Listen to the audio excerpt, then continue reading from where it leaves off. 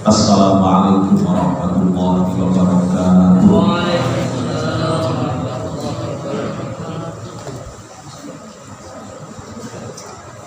La haula wala quwwata Mustafa Muhammadin sallallahu alaihi wasallam wa alihi wa sahbihi wa billahi wa jami'i muassisi jami'ah Nahdlatul Ulama wa usul sallallahu alaihi wasallam yang sudah sekali usul wa Islam wa akhirnya wa ila rasulullah sallallahu wa ila akhirnya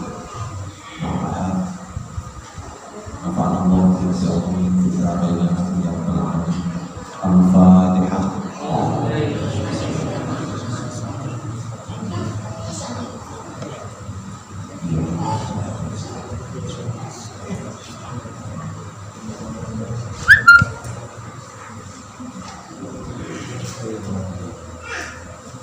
Bismillahirrahmanirrahim. Alhamdulillahirabbil alamin. Wassalatu wassalamu ala asyrafil anbiya'i wal mursalin sayyidina wa maulana Muhammadin wa ala alihi wa sahbihi ajma'in. Amma ba'du. Hadirin muhtaramin, para hadir, para ulama, para kiai, sesepuh dusun Sukilan Desa Patar Selamat yang senantiasa saya pahami dan saya taklimi pada takmir masjid Masra'atul Akhirat, ladangnya akhirat. Kalau dilihat dari namanya masjid saja sudah Masra'atul Akhirat, berarti para penduduknya ini suka menanam, suka menjadi petani, suka menjadi petani. Tapi petani akhirat.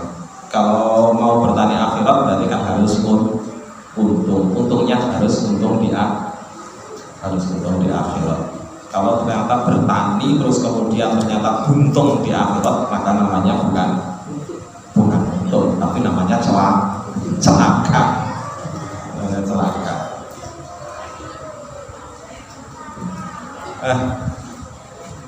Kepada sahabat saya Mas Syafi'i beserta seluruh jajaran BC GB Ansor yang saya sayangi, para jamaah, Bapak, Ibu, adik-adik sekalian, pertama-tama syukur kehadirat Allah Subhanahu wa taala. Pada kesempatan hari ini kita bisa mengkaji kembali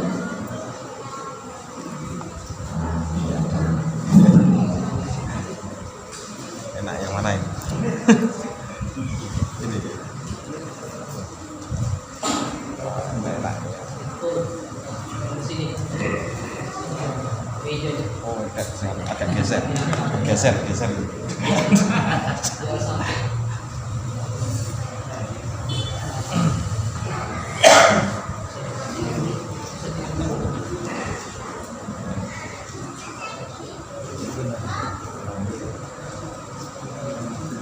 Ya, syukur alhamdulillah kita bisa mengkaji pada kesempatan hari ini, dan kajian kita juga bukan main-main, karena kajian kita itu tentang alam gaib, bisnis alam gaib. karena yang akan kita kaji itu tentang bisnis alam gaib, maka harus siap-siap untuk membayangkan alam gaib. Semoga ketika membayangkan itu tidak sambil tidur. Kalau sambil tidur itu namanya mimpi itu juga alam gaib. Tapi ini kita tidak bahas tentang masalah mimpi, tapi kita bahas masalah bisnis. Bisnis tentang akad-akad muamalah, karena ini juga termasuk menyangkut halal dan haramnya sesuatu yang masuk ke dalam perut kita, maka segala sesuatunya itu pasti pertimbangannya adalah syariat. Jadi segala sesuatunya pasti pertimbangannya adalah syariat. Soalnya bisnis itu ada dua. Bisnis itu ada dua. Ada yang semata-mata orientasinya itu dunia top. Kalau bisnis yang orientasinya dunia top, isinya itu standarnya cuma satu, puas dan tidak puas. Dapat uang, dapat untung kecil, nggak puas, pengennya dapat untung yang besar. Akhirnya ngoyo-ngoyo untuk mengadakan kegiatan yang penuh dengan risiko, semata hanya untuk menuruti puas untuk mendapatkan keuntungan. Padahal kalau untuk bisnis di akhirat bukan untuk puas dan tidak puas. Jadi bisnis untuk akhirat itu bukan untuk puas dan tidak puas, tapi untuk selamat. Jadi untuk selamat di akhirat. Orang yang selamat di akhirat itu dia itu orang yang falah. Makanya kita kalau pada waktu adzan itu kan hayya 'alal falah. Soalnya itu tujuan kita. Jadi tujuan utama kita hidup di dunia itu cuma falah. Falah di akhirat. Kalau ternyata kok di akhirat enggak falah, berarti sudah kesasar. Kesasar kemana? Mau tujuannya mau ke surga, tapi ternyata mampir dulu ke neraka. Berarti kan kesasar, salah alamat. Padahal kita itu kan asalnya dari surga. Kita kalau misalkan ada orang meninggal, kita itu selalu bilang inna lillahi wa inna ilaihi raji'un. Sesungguhnya kita itu milik Allah dan kita itu pasti akan kembali kepada Allah. Kita diciptakan asalnya itu dari surga, maka harus kembalinya juga harus kembali ke surga. Bukan kemudian kok malah kembalinya ke neraka. Jadi bukan malah kembalinya ke neraka. Nah, untuk bisa kembali ke surga, berarti ada syariat yang harus kita laksanakan. Jadi ada syariat yang harus kita laksanakan. Nah, syariat salah satu yang akan kita kaji malam ini adalah syariat dalam urusan bisnis. Itu syariat yang berkaitan dengan masalah urusan bisnis. Bapak Ibu sekalian, saya membuat perumpamaan. Sekarang saya ada perumpamaan. Kalau saya menyerahkan sesuatu, menyerahkan uang 50.000 kepada Pak Syafi'i, dengan harapan bahwasanya uang itu harus kembali juga kepada saya 50.000.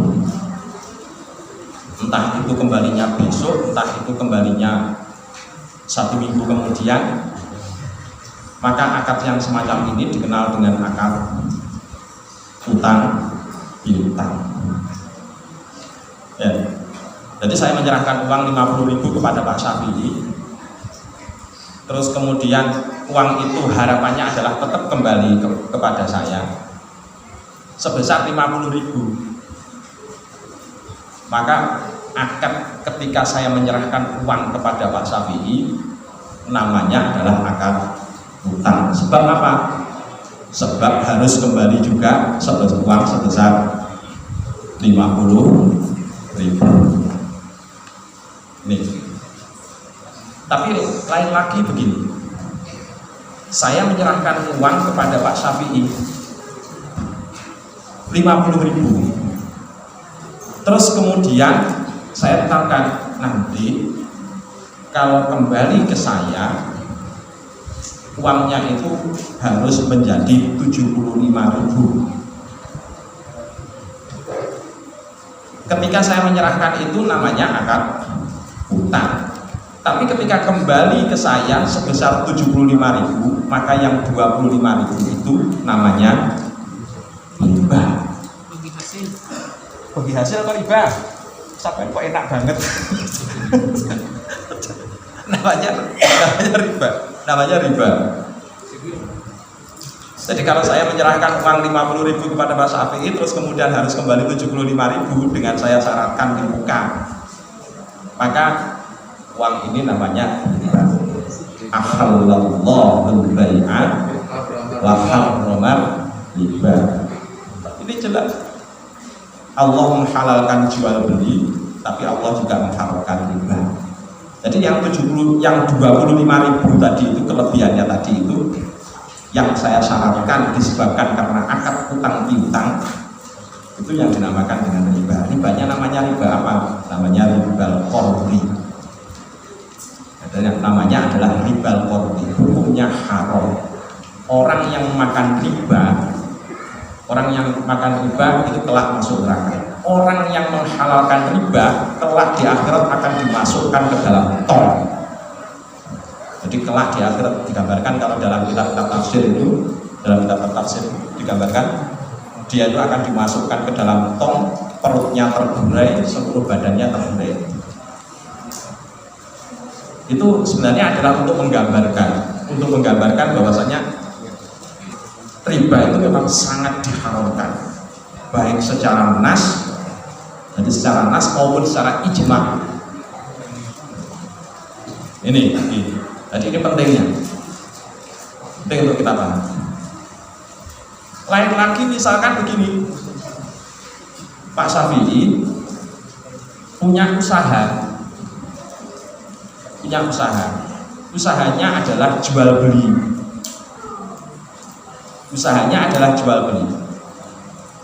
Terus kemudian Pak Syafi'i itu butuh modal untuk meningkatkan usahanya. Dia nggak punya modal. Terus kemudian Pak Syafi'i akad-akadan sama saya, yuk kita kerjasama apa? Kita kerjasama bisnis untuk membuat toko, kita jualan sebegini. Terus nanti hasilnya kita bagi hasil. Uang yang saya serahkan ke Pak Syafi'i namanya bukan lagi menjadi utang, tetapi namanya berubah menjadi modal. Sama-sama penyerahan, tapi berbeda. Kalau yang awal tadi itu namanya menjadi utang. Kalau yang kedua ini, karena Pak Syafi'i itu punya objek usaha, maka uang yang saya serahkan kepada Pak Syafi'i itu namanya menjadi modal. Karena menjadi modal, maka ketika uang itu digunakan oleh Pak Syafi'i terus kemudian ternyata mendapatkan untung, maka dari untung itu saya yang menyerahkan modal kepada Pak Syafi'i berhak untuk mendapatkan bagi hasil. Bagi hasil ini hukumnya bagaimana? Hukumnya adalah diperbolehkan oleh syariat. Dan kelebihan dari uang yang hasil dari bagi hasil karena Pak Syafi'i punya usaha tadi itu adalah termasuk bagian dari ribhul. Hukumnya adalah boleh. Jadi hukumnya adalah boleh. Ini penyerahan yang kedua. Kembaliannya bisa lebih dari uang yang saya serahkan. Misalkan saya menyerahkan uang 1 juta, kembali 1,5 juta, tapi karena dipakai modal usaha kerjasama, modal usaha tadi itu, hukumnya kelebihan tadi menjadi boleh. Akadnya dinamakan dengan akad syirkah. Syirkah itu nama lainnya adalah koperasi. Jadi syirkah itu kalau kita bahasakan dalam bahasa kita namanya adalah koperasi. Dan itu halal. Jadi untung yang diperoleh dari koperasi tadi halal dari kita. Modal kita juga masih utuh. Kecuali kalau misalkan ada kerugian, ya itu sudah lain lagi.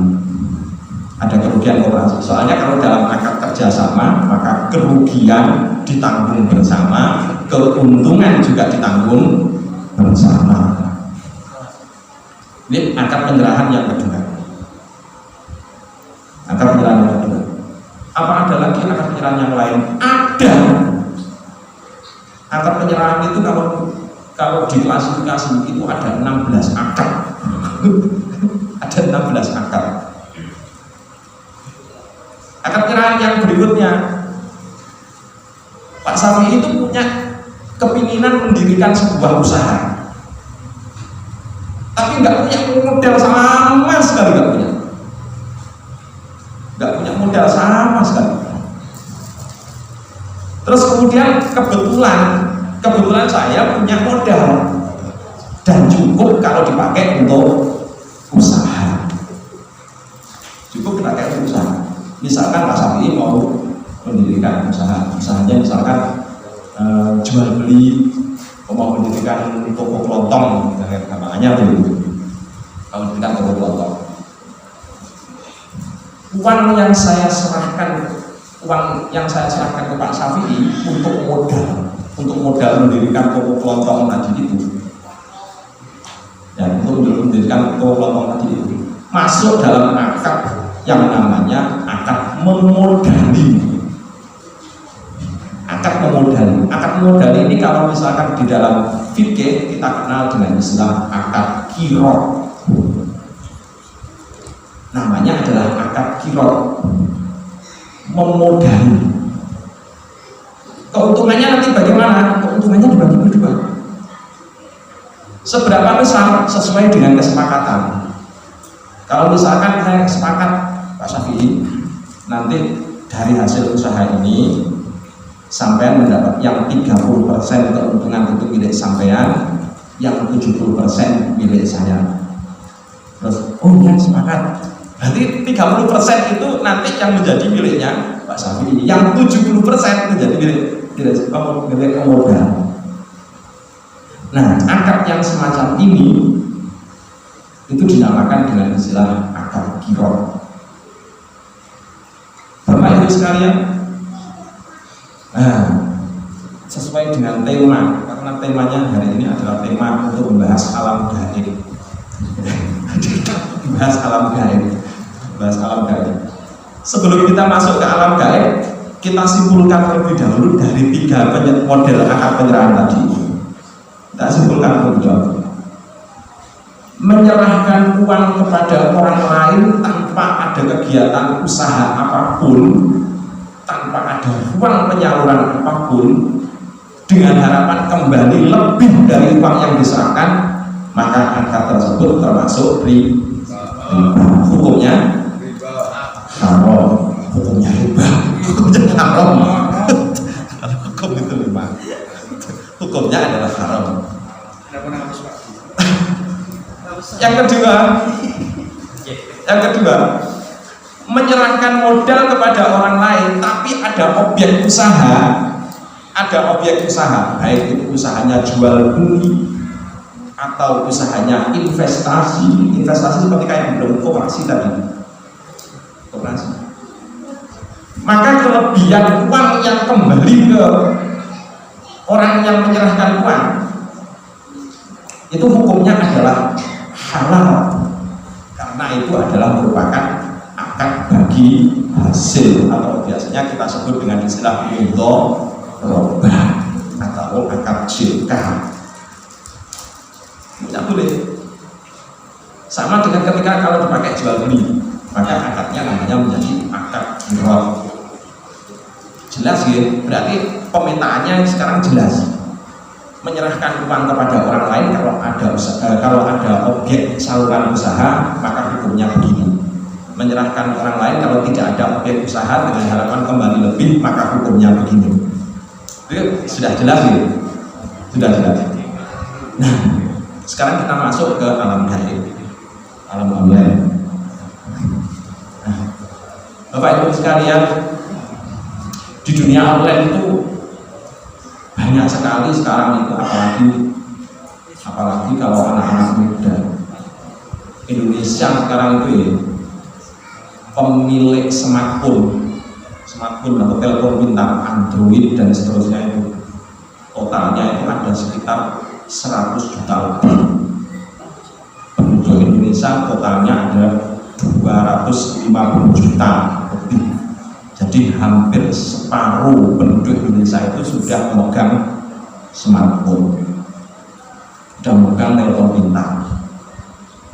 Nah, karena memegang telepon pintar, akhirnya kemudian juga kadang-kadang itu orang berubah menjadi pintar. Menjadi pintar. Dan kadang-kadang itu yang repot,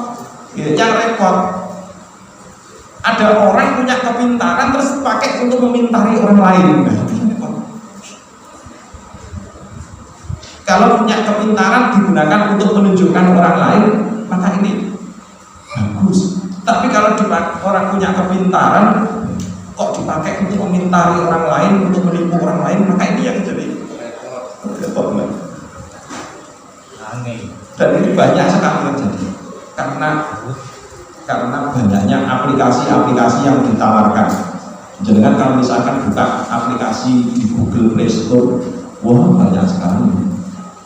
Jangan buka internet, jebret, yang menawarkan penghasilan lebih, penghasilan cukup dari rumah dengan hanya menyetor sekian, maka akan kembali modal sebesar 300% dan lain sebagainya. Banyak sekali hal semacam itu.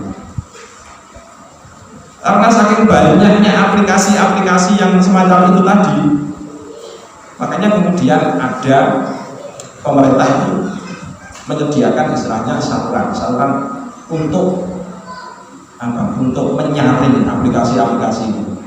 Mana aplikasi yang resmi dan mana aplikasi yang tidak resmi. Kalau aplikasi yang resmi berarti andaikan kita menyerahkan uang kepada pihak aplikasi tersebut, uang kita aman. Apa sebabnya aman? Soalnya aplikasi itu dilindungi undang-undang. Andaikan misalkan terjadi penyelewengan, maka kita bisa menuntutnya secara undang-undang. Tetapi kalau kita menyerahkan pada aplikasi yang tidak resmi, maka wassalam. Kalau misalkan kok terjadi penyelewengan dana, seperti kalau sekarang ini yang lagi marah apa? Alimama sekarang jangan sudah melihat di televisi kan? Alimama sekarang sudah bagaimana?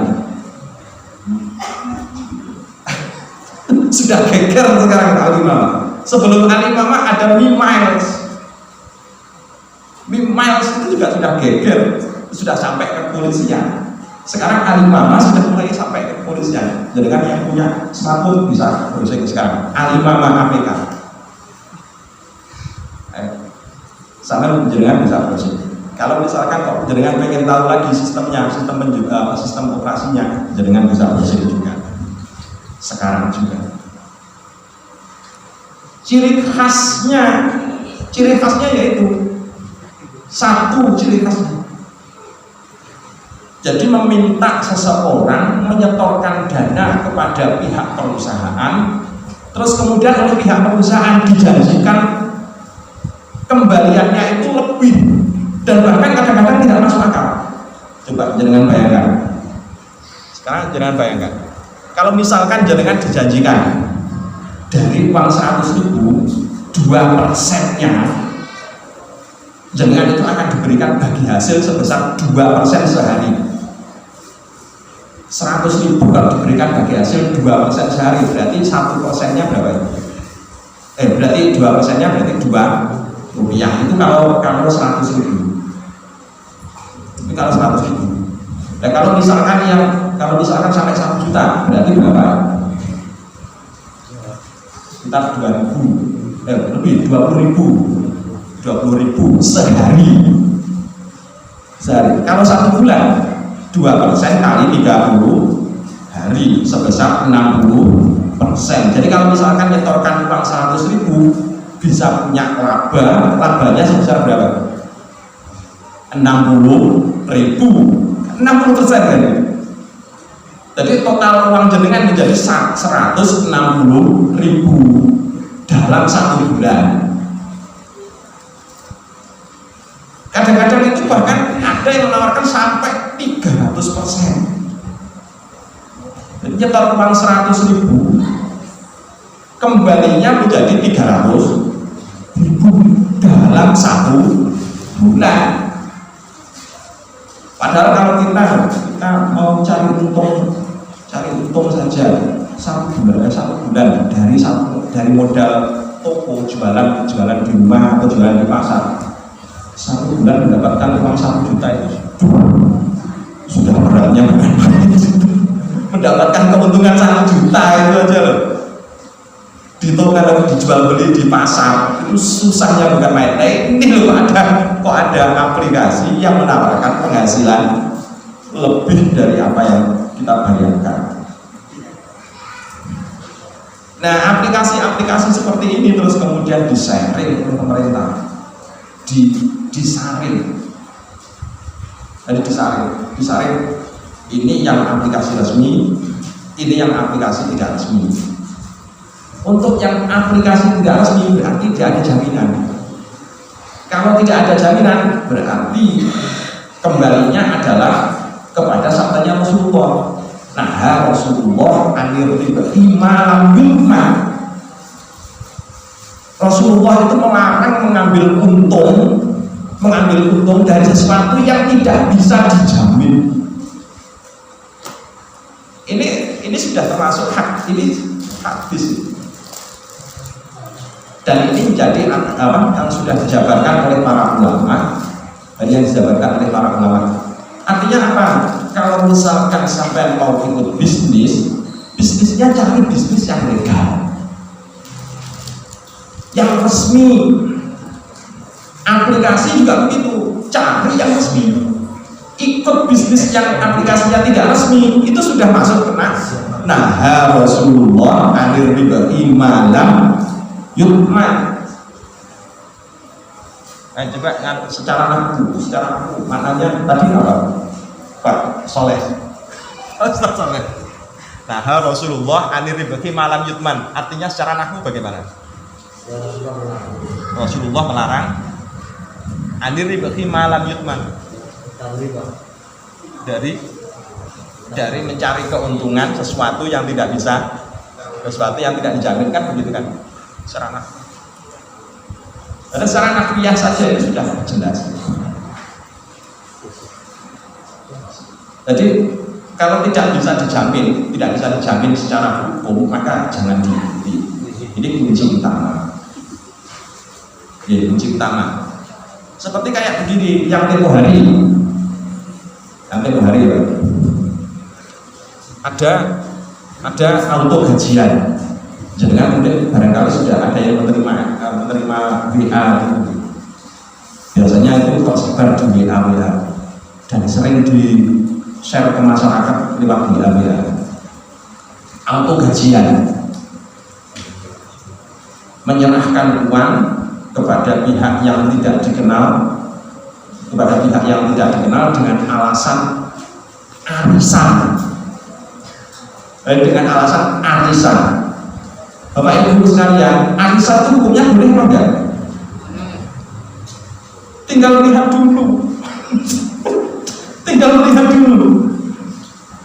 Kalau arisannya itu bersama dengan orang-orang yang kita kenal semacam ini, maka arisan tersebut hukumnya boleh. Karena termasuk akad muqarradah. Akad muqarradah itu akad saling membutangi. Orang-orangnya sudah kita kenal, hukumnya boleh. Tetapi ketika arisan itu pesertanya menjadi antar daerah, antar pulau, siapa yang menjamin? Kalau misalkan tiba-tiba pesertanya itu ada yang lari, yang sudah dapat 2 terus kemudian lari, siapa yang menjamin? Enggak ada. Polisi itu pun juga nggak bisa menjamin kalau misalkan tidak ada tidak ada hukum yang memayungi, nggak bisa menuntut. Soalnya di awal-awal di akad auto gajian itu akadnya adalah ta'awun itu apa? Tolong menolong. Bu, ini akadnya tolong menolong, sampai mau menuntut saya nggak bisa. Akadnya tolong menolong. Pada akhirnya adalah penipuan. Jadi pada akhirnya penipuan. Jadi Bapak Ibu sekalian, kalau misalkan ada hal-hal yang semacam itu ditawarkan, hal-hal yang semacam itu di dunia online, di dunia bisnis, maka yang harus kita ingat satu, Rasulullah itu melarang mengambil suatu keuntungan dari aktivitas bisnis yang tidak bisa dijamin.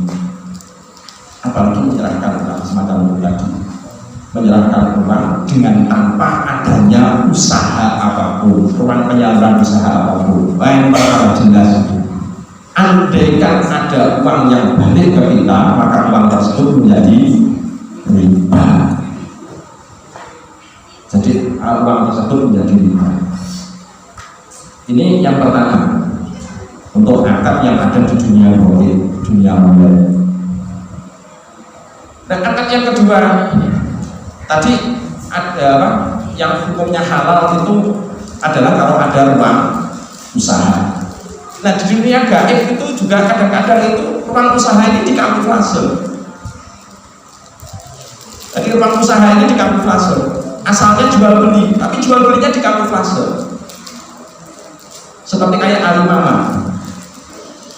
Alimama dan Imens. Itu jual belinya dikamuflase. Jadi orang disuruh menonton suatu iklan, dan ini yang di teman-teman di BANSOR hari sempat riset. Jadi disuruh menonton iklan, terus kemudian dia mendapatkan suatu poin, tapi poin ini nggak bisa dijual belikan, nggak bisa dimanfaatkan langsung, atas nama katanya bahwasanya poin tersebut adalah upah, kan begitu? Atas nama upah. Bapak Ibu sekalian, kalau yang namanya upah, Pak Syafi'i kan misalkan kerja di saya, terus kemudian Pak Syafi'i mendapatkan upah dari saya, maka ketika Pak Syafi'i menerima uang dari saya, uang itu langsung bisa digunakan untuk belanja. Bebas Pak Syafi'i mau menggunakan uang itu bebas. Tetapi kalau uang itu ternyata dilupakan poin, di sini kemudian terjadi yang namanya kamuflase. Kamuflase itu penipuan. Penipuannya bagaimana? Penipuannya begini. Kalau misalkan bahwasanya poin itu bisa dicairkan langsung berupa uang, mestinya pihak perusahaan itu mengucurkan tidak berupa poin, tapi langsung berupa uang. Jadi langsung berupa uang. Misalkan setelah saya nonton iklan sekian menit, terus kemudian saya mendapatkan sekian dolar, misalkan 0,3 dolar. Setelah sampai 1 dolar, maka uang itu harusnya bisa dicairkan ke saya. Itu ya itu di situ. Bisa jadi uang ya. Nah, memang begitu. Iya, nanti dulu sebentar. Nah ini yang ini kan berupa poin ini gitu. Nah poin ini terus kemudian ternyata tidak langsung bisa dijadikan uang, tapi harus dijual dulu. Dan yang membeli siapa? Yang membeli ternyata member. Yang membeli member. Lewat apa? Lewat akun, namanya akun exchange counter. Itu dijual belikan di sana. Nah ini adalah salah satu, termasuk di Alimama juga modelnya seperti itu.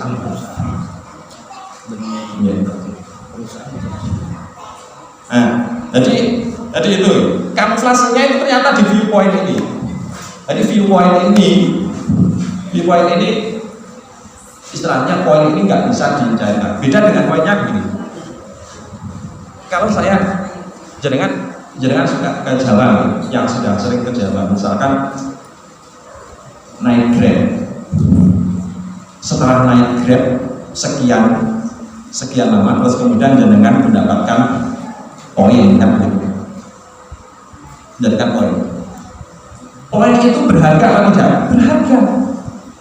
Berharganya di mana? Berharganya itu ternyata poin itu langsung bisa ditukar dengan barang atau bisa ditukar dengan jasa berikutnya. Berarti poin ini termasuk harta. Jadi termasuk harta karena sudah memenuhi hurriyatut tasarruf. Jadi sudah memenuhi hurriyatut tasarruf. Berbeda kalau misalkan ternyata poin tersebut tidak bisa digunakan sebagai harta, tidak bisa langsung digunakan untuk belanja. Nah ini yang kemudian terjadi kamuflase. Nah kamuflase yang semacam ini terus kemudian sering menjebak orang, kemudian tertipu dalam bisnis online. Ini kalau misalkan dilupakan barang. Nah, ini bukan maksud untuk menyinggung satu aplikasi. Saya masalah itu silakan jangan cermati sendiri. saya hanya menyampaikan saja. Jadi poin itu suatu harta bisa dinamakan suatu harta kalau sudah memenuhi unsur harta. Unsur harta kalau di dalam syariat itu adalah wajib bisa dimanfaatkan. Yang pertama, yang kedua bisa digunakan untuk jaminan. Bukan digunakan untuk jaminan. Maksudnya jaminan bagaimana? Seandainya ada suatu barang yang kita rusakkan dan perlu ganti rugi, maka harta itu bisa digunakan untuk membayar ganti rugi. Itu syaratnya. Yang ketiga, harta itu bisa digunakan untuk membeli barang. Kalau harta itu tidak bisa digunakan untuk membeli barang, berarti bukan harta. Yang keempat, syaratnya harta itu adalah harus hurriyatut tasarruf. Hurriyatut tasarruf itu maksudnya bebas penggunaannya, langsung bisa digunakan untuk belanja. Kalau ternyata tidak memenuhi syarat itu, berarti bukan harta. Artinya kalau bukan harta berarti tidak sah untuk ditasarrufkan. Berarti hukumnya menjadi tidak sah untuk ditasarrufkan. Ini jadi ini. Terus yang ketiga, tadi kalau tadi kan kamuflase berupa barang. Karena kita bicaranya di dunia alam gaib. Kalau dunia alam gaib kan berarti perlu yang namanya untuk mengenali alam gaib. perlu untuk mengenali alam gaib.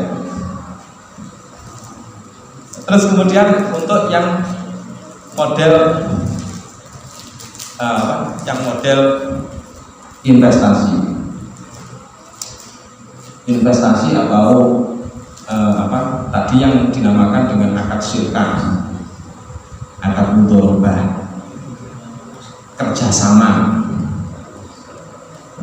misalkan. Nah, kadang-kadang ini juga dikamuflasekan. Dikamuflasekannya bagaimana? Seolah-olah terjadi usaha, padahal sebenarnya nggak ada usaha. Usahanya hanya oper-operan barang.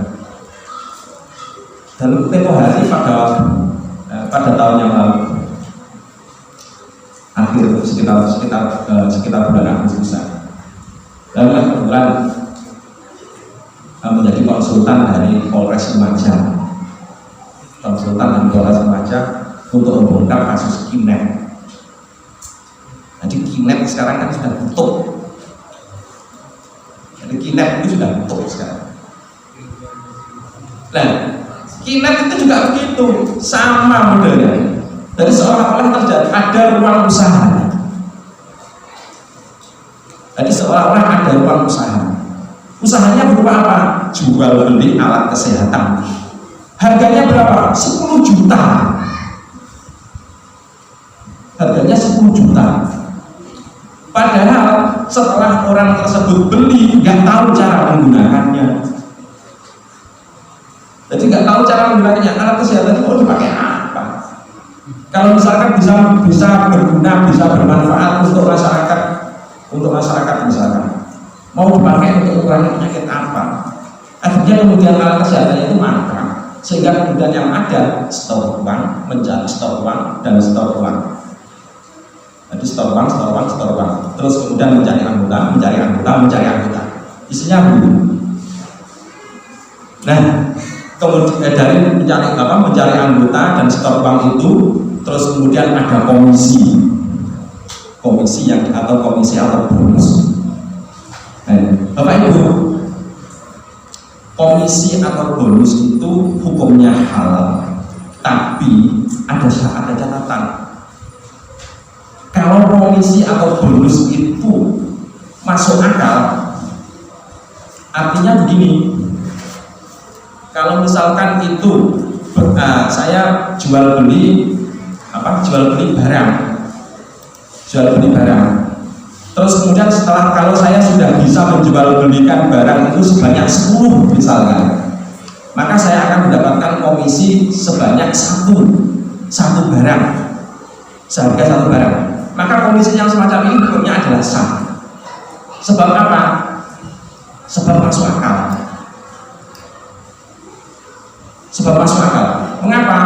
Karena usaha saya tadi itu diperoleh dengan jalan melakukan jual beli barang. Andaikan saya tidak mencari anggota, saya itu sudah mendapatkan untung dari jual beli barang. Berbeda dengan ini,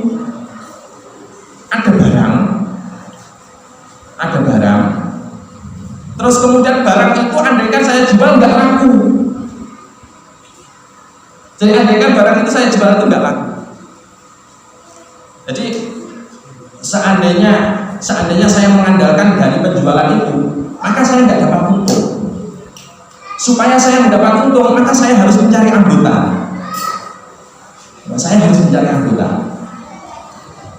Nah, jadi akhirnya kemudian dari sini saya kemudian melupakan tugas utama saya jual beli, tapi akhirnya kemudian beralih terus mencari anggota. Dari mencari anggota kemudian saya mendapatkan bonus. Nah, bonus ini yang hukumnya adalah haram.